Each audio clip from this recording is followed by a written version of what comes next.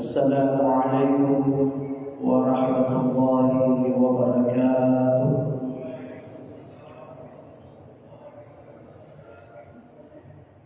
Innal hamdalillah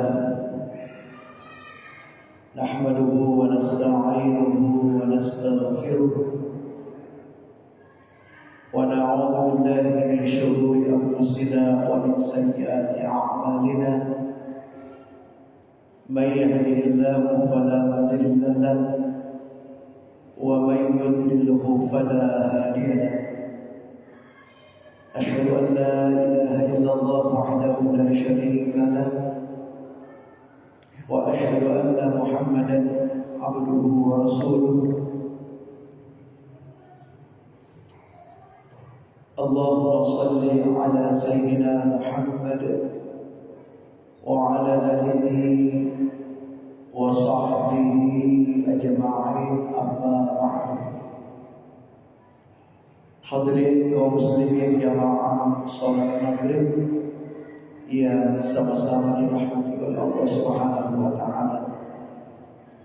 Alhamdulillah, kembali kita panjatkan puji dan syukur kehadirat Allah Subhanahu wa taala karena atas limpahan rahmat, hidayah serta inayahnya kepada kita sekalian, sehingga pada malam ini kita kembali lagi melaksanakan kewajiban-kewajiban kita selaku hamba Allah Subhanahu wa taala, yaitu menunaikan salat maghrib secara berjamaah dan dilanjutkan dengan kewajiban berikutnya, yaitu talabul ilmi atau menuntut ilmu agama. Salawat serta salam mari bersama-sama kita peruntukkan kepada junjungan Nabi besar Nabi Allah Muhammad sallallahu alaihi wasallam. Hadirin jamaah salat maghrib yang sama-sama dirahmati oleh Allah Subhanahu wa taala, insyaallah pada malam ini kita akan lanjutkan kembali kajian kita, kajian tafsir Ibnu Katsir, di mana alhamdulillah malam ini kita kembali lagi memulai setelah kurang lebih hampir 2 bulan. Hampir 2 bulan kita istirahat, ya, karena alhamdulillah saya atau kami telah menunaikan tugas negara, yaitu membawa jamaah Kota Jayapura, Kabupaten Kerong dan Kabupaten Biak yang tergabung dalam Kloter 23. Dan satu kesyukuran bagi kami karena perjalanan kami alhamdulillah ya, diberikan kemudahan oleh Allah Subhanahu wa taala, dan insyaallah mudah-mudahan kami semua ini kembali ke Jayapura, kembali ke Kerong, kembali ke Biak membawa haji mabrur, amin ya rabbal alamin. Dan saya pribadi sudah berdoakan semua. Saya sudah doakan semua di Arafah. Ketika saat wukuf di Arafah, tanpa kecuali saya doakan semua. Mudah-mudahan kita semua insyaallah bisa juga menginjakkan kaki di tanah suci. Hadirin yang dimuliakan oleh Allah Subhanahu wa taala, kali ini kita masih membahas tafsir surat Al-Fatihah ayat kelima. Jadi kita masih melanjutkan tafsir ayat kelima dari surat Al-Fatihah ini, yaitu ayat Iyyaka na'budu wa iyyaka nasta'in. Sebenarnya sudah banyak penjelasan yang kita sudah sampaikan terkait dengan ayat ini. Namun ada hal penting yang perlu kita gali kembali terkait dengan ayat ini yang belum kita singgung pada pertemuan sebelumnya.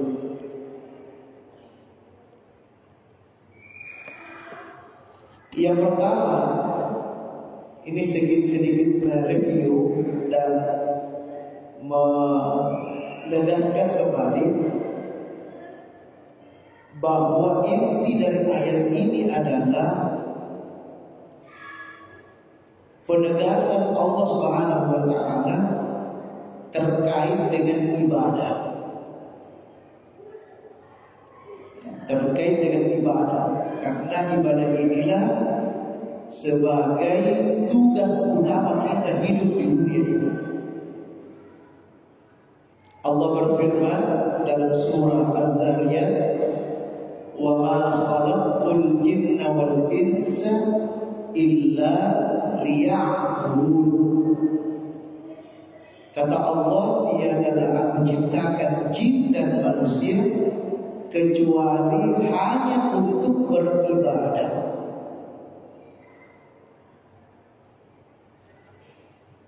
Dan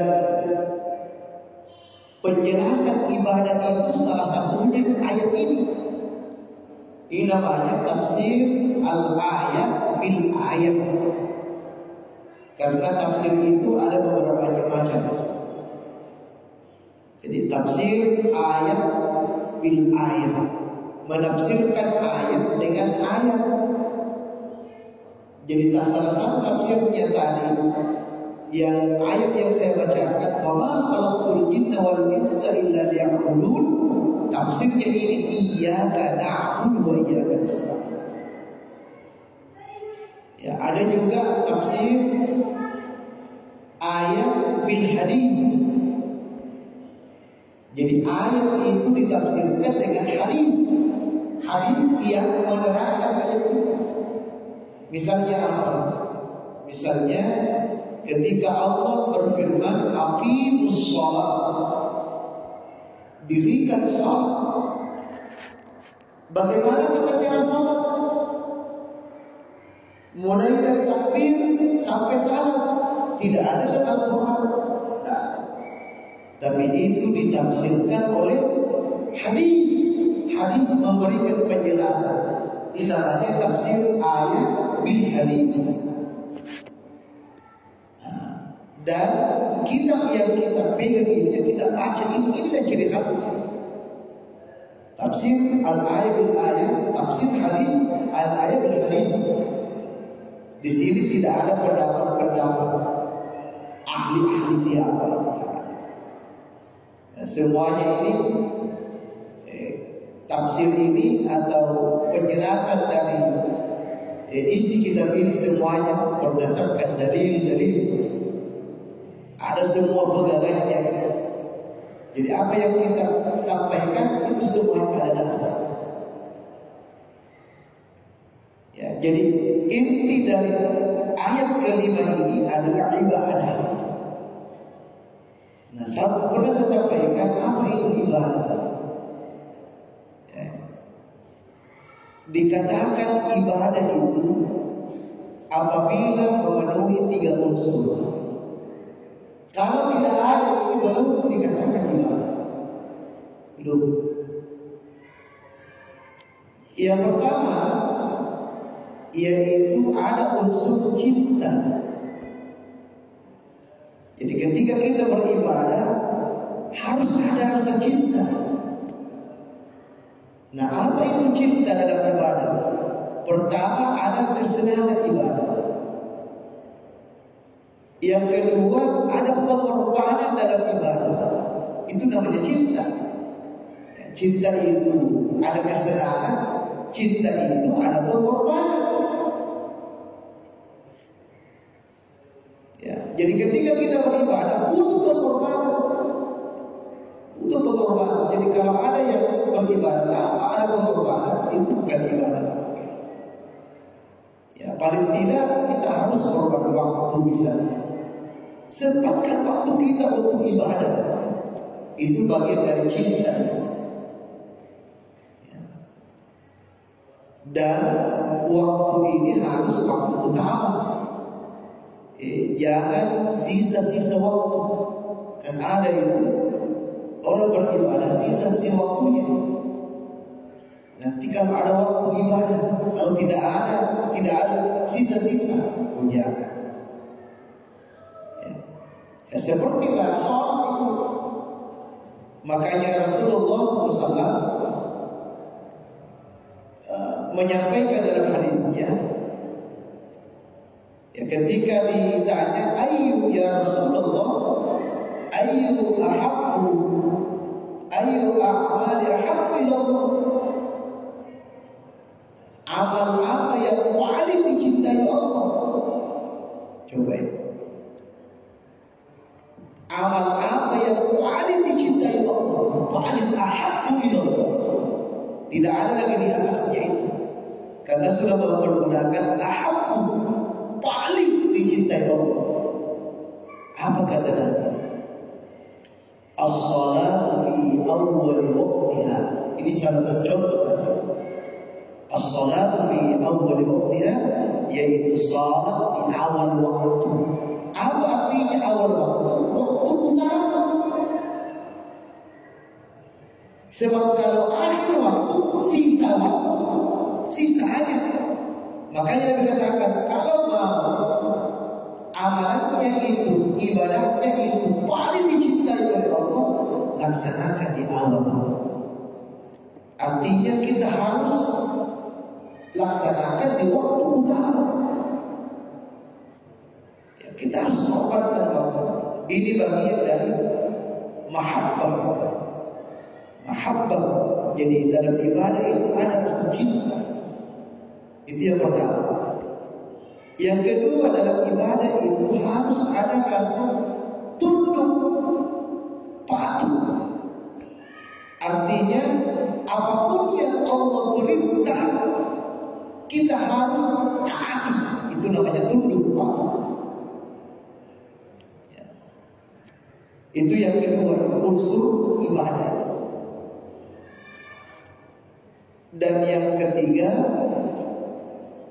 dalam ibadah itu harus ada al-khawf, harus ada rasa takut. Harus ada rasa takut kita kepada Allah Subhanahu wa taala. Takut apa ada di situ? Pertama, takut kita mendapatkan siksa nanti. Satu. Yang kedua, takut ada juga rasa takut. Jangan-jangan saya punya ibadah ini tidak diterima. Ada rasa takut itu. Inilah yang dilakukan atau yang dilakukan oleh para ulama. Para ulama pasca Ramadan itu. Ya. Ada doa ulama selesai Ramadan, doanya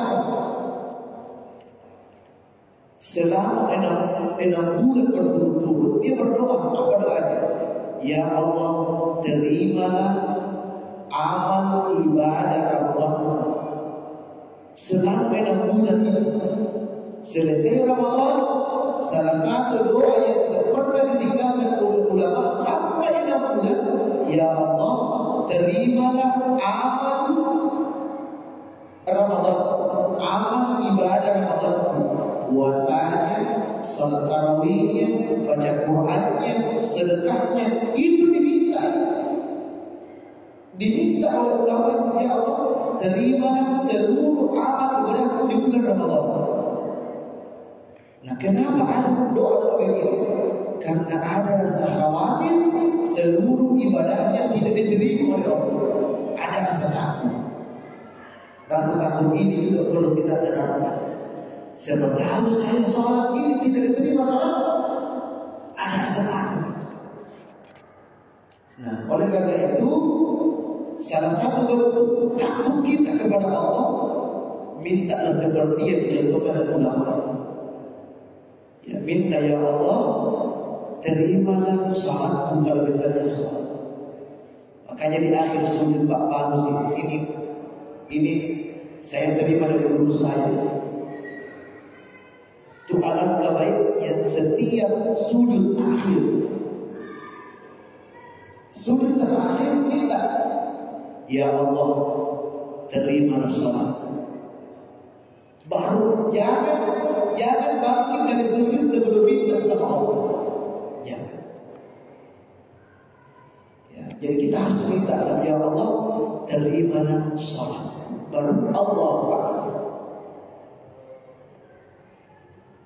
Nah, ini bagian dari bentuk khauf dalam ibadah. Ada rasa takut dalam beribadah kepada Allah Subhanahu wa taala. Itu satu yang perlu kita pertegas kembali, sehingga insya Allah mudah-mudahan ibadah kita ini semakin lebih baik. Kemudian yang kedua, ini ada yang menarik dari ayat ini. Iyyaka na'budu wa iyyaka nasta'in. Dalam susunan bahasa Arab, kalau bahasa Arab susunan bahasa Arab yang normal kan begini. Sama Indonesia juga.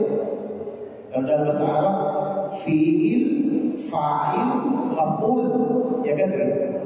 Fi'il, fa'il, maf'ul. Ya. Predikat, subjek, objek. Ya, itu predikat, subjek, objek. Atau dalam kaidah bahasa Indonesia SPO, ya, subjek, predikat, objek. Nah, jadi objek itu selalu di belakang. Ya, seperti kalau kita katakan saya makan nasi. Nasi itu objek selalu di belakang. Tetapi dalam ayat ini objek itu ada di depan.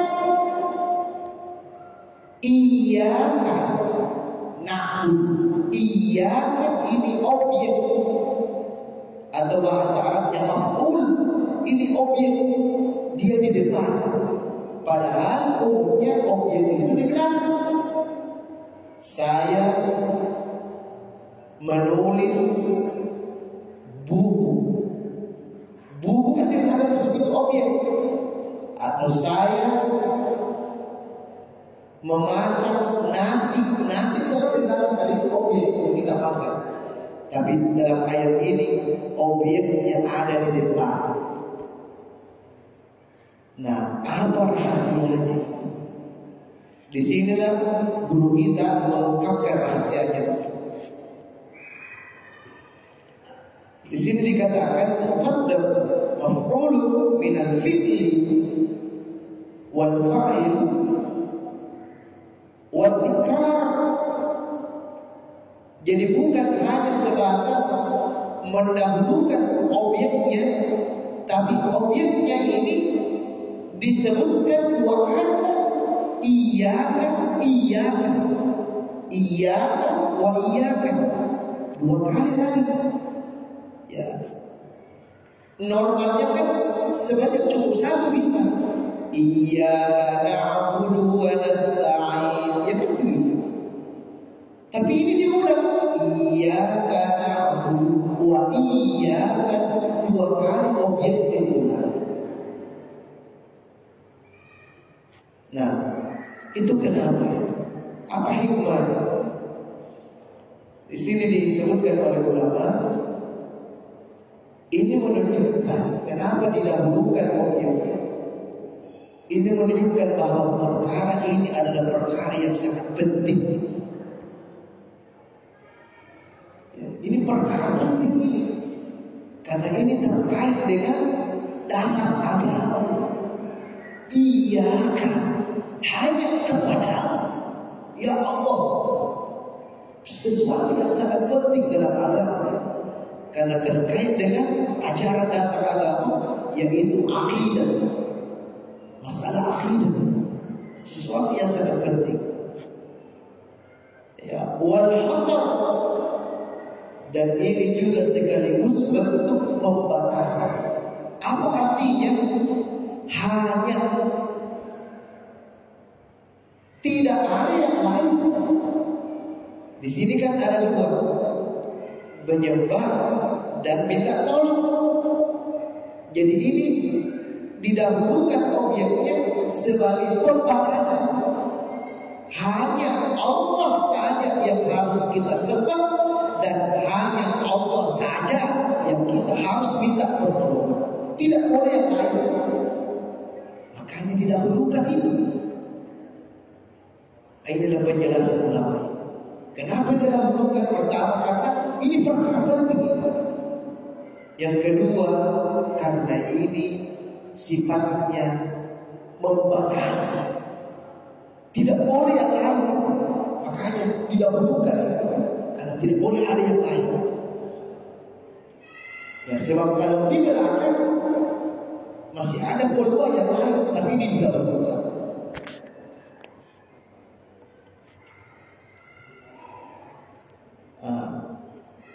Oleh karena itu kata ulama, kalau ini betul-betul diamalkan ini, ya, artinya dalam kehidupan ini kita hanya menyembah Allah. Dalam kehidupan ini kita hanya minta sama Allah. Nah, di sini dikatakan itulah sesungguhnya puncak ketaatan kita kepada Allah. Tidak ada lagi di atas. Jadi kalau kita hidup di dunia ini, kita hanya menyembah Allah. Kalau kita hidup ini, kita hanya minta tolong sama Allah. Itulah ketaatan yang sempurna. Itulah puncaknya ketaatan itu. Kalau hanya Allah saja menyembah, hanya Allah saja kita minta. Tapi bagaimana praktiknya kita ini? Bagaimana kira-kira praktiknya? Sempurna kehidupan? Ya, kayaknya kita belum bisa. Karena biasa terkadang, ya, kalau menyembah insya Allah masih bisa kita fokusnya. Tapi minta-mintanya ini biasa kita. Itu bukan langsung kepada Allah. Ya, biasalah ketika kita butuh ingat makhluk. Ya. Ada satu kisah, mungkin saya pernah sampaikan. Kisahnya Nabi Musa. Kisahnya Nabi Musa ketika beliau sakit.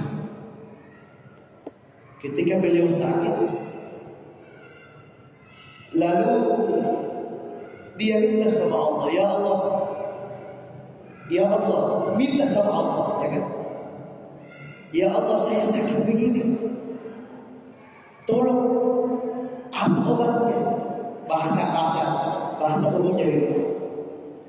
Lalu Allah sampaikan, itu obatnya kamu masuk hutan, ada daun begini bentuknya, ambil itu, minum itu. Minum. Akhirnya datang di tempat yang disebutkan tadi dan betul-betul ada daun itu. Diambil kemudian diminum. Alhamdulillah sembuh. Kenapa? Karena minta sama Allah. Beberapa lama kemudian, mungkin ada sekitar beberapa bulan, Nabi Musa ini sakit lagi dengan sakit yang sama. Langsung dia ingat tempat itu, daun itu, bukan lagi apa. Logikanya kan sama. Penyakit ini sama dokter. Kalau Anda sakit begini, ini obatnya. Kan begitu. Pikirannya Nabi Musa begitu. Langsung dia pikir, dengan sakit yang sama, dia langsung yang ke tempat yang ditunjukkan oleh Allah, dan juga dia melihat, dia juga ambil daun. Kemudian dia minum, apa yang terjadi? Tambah sakit. tidak sembuh. Apa salahnya menurut saya? Salahnya ketika sakit yang kedua dia tidak minta sama Allah. Nah, bisa jadi kita masih seperti itu. Kira-kira kita sering begitu.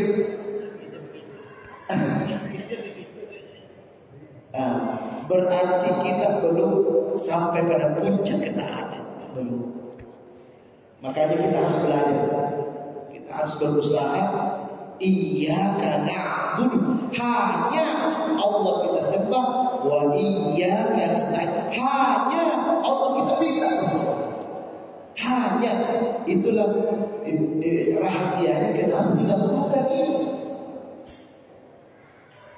Dikedepankan karena itu yang menjadi prioritas.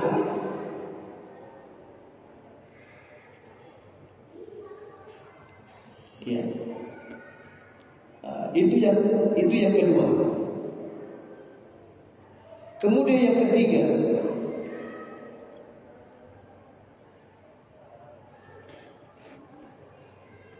di sini dalam ayat ini iyyaka na'budu wa iyyaka nasta'in, itu mempergunakan kata kami. Na'budu, hanya kepadamu ya Allah kami menyembah, dan hanya kepadamu ya Allah kami minta tolong. Kenapa kami? Kenapa bukan saya? Ya kan? Kenapa di sini tidak disebutkan ya Allah hanya kepadamu saya menyembah, hanya kepadamu saya minta tolong? Kan tidak salah. Kan kita ini yang banyak, kita sendiri yang banyak dalam sholat ini. Tetapi kenapa Allah ajarkan kami, bukan saya?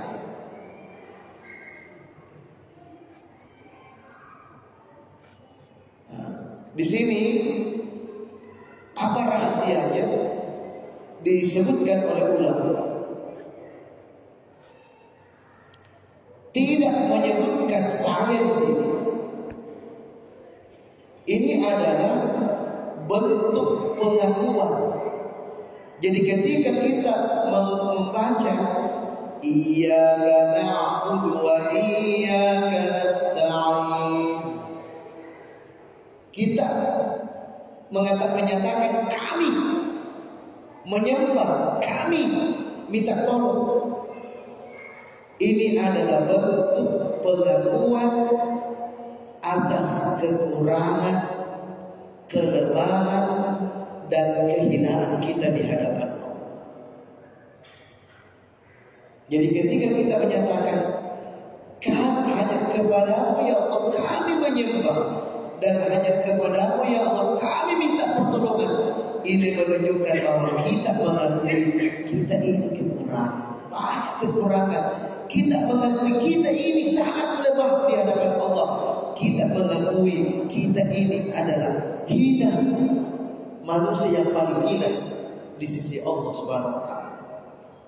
Makanya kita pakai na'bud, tidak pakai abud. Sebab kalau pakai abud saya, saya, ya kan begitu kan?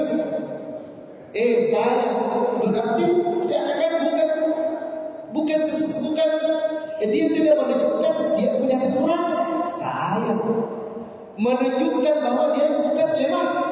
Saya menunjukkan dia tidak hina. Saya. Tapi ketika kita menyatakan kami, ya kan? Kami berarti kita ini tidak ada apa-apanya di hadapan Allah. Kita ini makhluk yang penuh dengan kekurangan. Kita ini makhluk yang sangat lemah. Kita ini makhluk yang hina di mata Allah.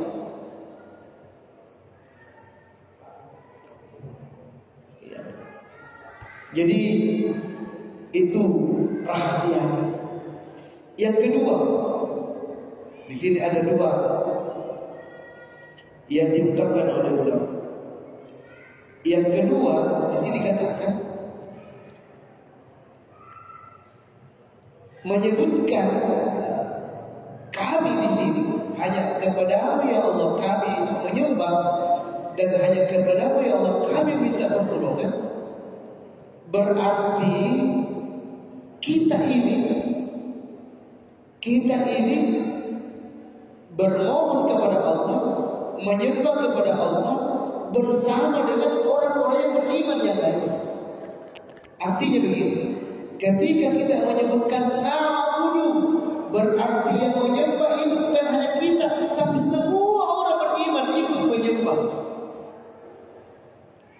Jadi bukan hanya kita, tapi kita ini berjamaah menyembah Allah. Wa iyyaka nasta'in, dan bukan hanya kita yang minta, tapi kita ini meminta bersama orang-orang yang beriman. Artinya apa? Ketika kita meminta kepada Allah bersama dengan orang-orang yang beriman, maka peluang apa yang kita minta itu pasti besar kita dapat, dibanding kalau kita hanya minta sendiri. Makanya berdoa berjamaah lebih baik dari berdoa sendiri. Kenapa? Kalau berdoa berjamaah banyak yang mengaminkan, ya kan?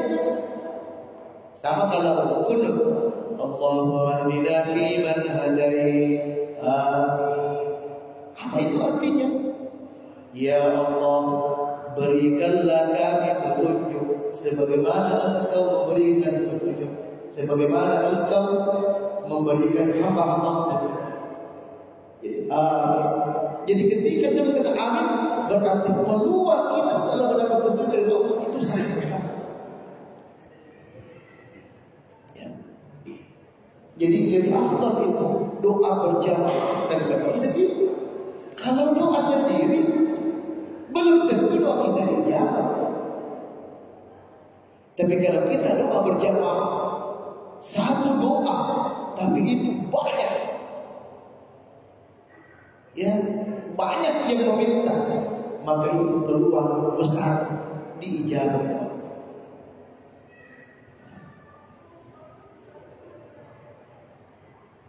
Jadi dan di sini juga dikatakan dan disimpulkan bahwa kita membaca iyyaka na'budu wa iyyaka nasta'in itu sebagai tabarruk. Ya, tabarruk bersama dengan orang-orang yang beriman. Mungkin kita kurang iman, mungkin level iman kita di bawah. Tapi ketika kita menyebutkan wa iyyaka nasta'in dan hanya kepada Allah kami minta, berarti sekalipun kita ada di bawah, tapi kalau kita bilang kami, berarti kita melibatkan juga orang beriman yang imannya bagus, maka kita akan sama-sama nanti diijabah. Nah, inilah yang disampaikan oleh ulama, istilahnya tabarruk. Kita tabarruk bersama orang-orang beriman yang kuat imannya. Karena atas dasar kita menyebutkan kami ini berarti bukan hanya saya, tapi semua orang beriman.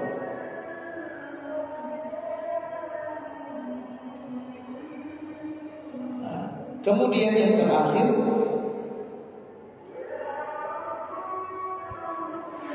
dalam ayat ini juga disebutkan iyyaka na'budu wa iyyaka nasta'in. Di sini kan ada dua kita minta. Ya Allah, hanya kepada kami menyembah, hanya kepada kami ibadah, dan hanya kepada kami minta. Kenapa didahulukan ibadah baru minta? Kenapa tidak minta dulu baru ibadah? Kenapa Allah tidak katakan iyyaka nasta'in wa iyyaka na'budu? Kenapa ibadah itu baru minta? Bukan minta baru ibadah. Ini semuanya ada rahasianya. sini juga diungkap oleh ulama.